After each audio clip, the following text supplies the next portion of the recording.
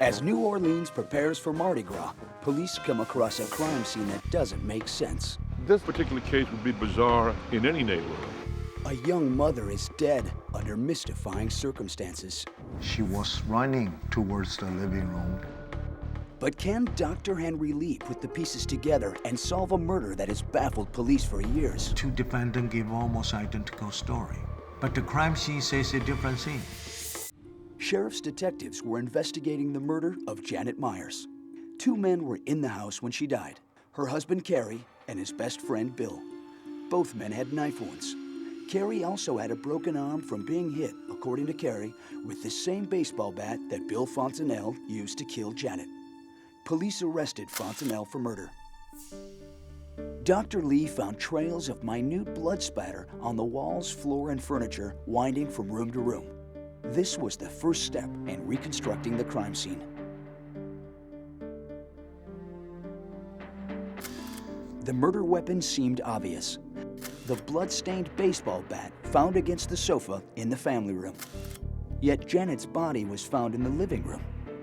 Dr. Lee also saw other puzzling trace evidence in the kitchen, foyer, and hallway.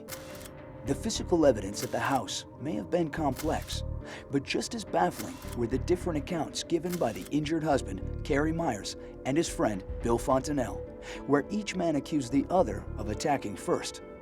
Back at Henry Lee's lab in Connecticut, there was a dramatic turning point in the case.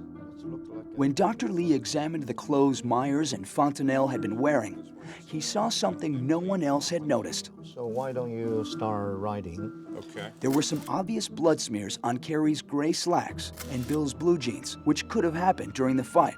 But under microscopic examination, Dr. Lee also discovered blood spatters on both pair of pants. A finding that would change the course of the investigation.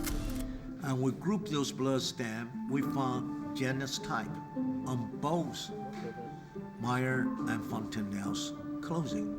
Both men claimed they hadn't seen Janet alive that night, but that's not what the evidence showed. If Janet already passed away, in fact, we shouldn't see medium velocity blood spatter. Medium velocity blood spatter have to have a force impact a liquid blood and project on a surface.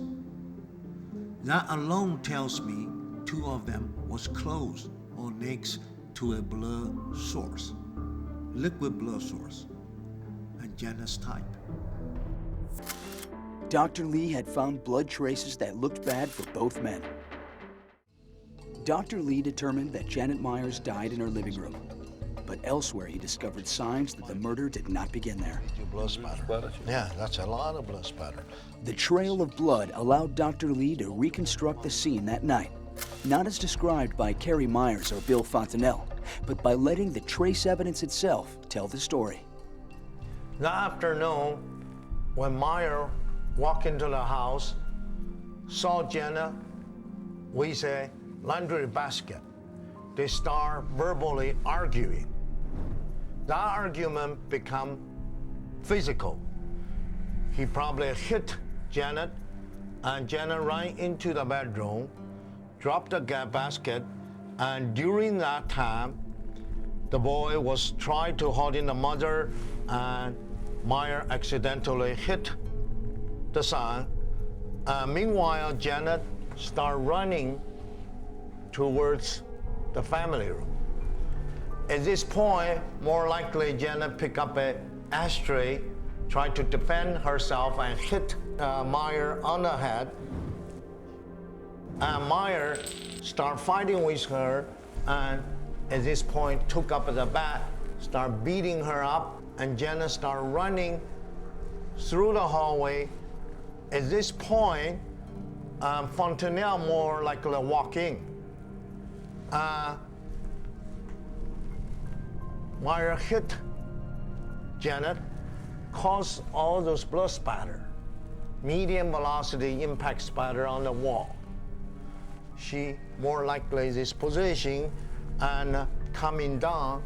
Fontenelle, meanwhile, walk next to her, and that's why caused a lot of blood spatter on Fontenelle's clothing, and more hitting cause a lot of splash and blood project onto the wall because it's liquid and accumulation of liquid blood start running down. We see a bloody handprint, a left hand. Also have some finger mark, looks like a right hand, like she tried to holding herself against the wall. So two of them walk into the family room and start talking about what they're going to do.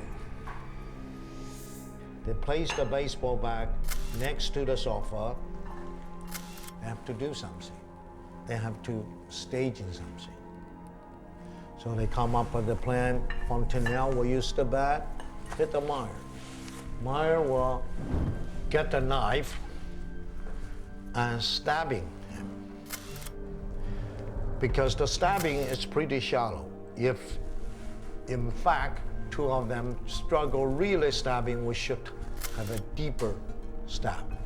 In addition, the story they tell, when he walked in, the first shot break his arm. It's almost impossible to pick up the knife.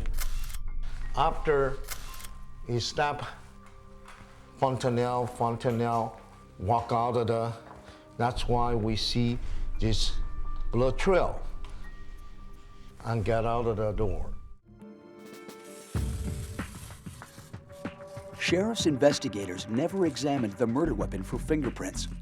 By the time Dr. Lee received the bat in his lab, many people had handled it. But there were other clues to show who might have wielded it the night of the murder. The location of the cast-off bloodstains on the wall indicated where Janet's killer must have stood and which hand he used to swing the bat. You're going to see the pattern. That's a forward spatter pattern. In order to get that alignment, to see the spatter and that forward projection of that cast-off, that was a left-handed person who's swinging. As Dr. Lee did the analysis of the bloodstain evidence, there was a very clear left-handed cast-off pattern on the back of Kerry Meyer's shirt. And Kerry Myers, unlike Bill Fontenelle, was left-handed. The jury was first to announce its verdict. They found Bill Fontenelle guilty of manslaughter, which carried an automatic 21-year sentence. The judge then rendered his decision on Kerry Myers, guilty of murder in the second degree. Myers was sentenced to life without parole. When I look at the Janet picture, I can't stop thinking. A beautiful family, destroyed just by the temper, by some confrontation, some maybe minor differences. Why we don't learn from the history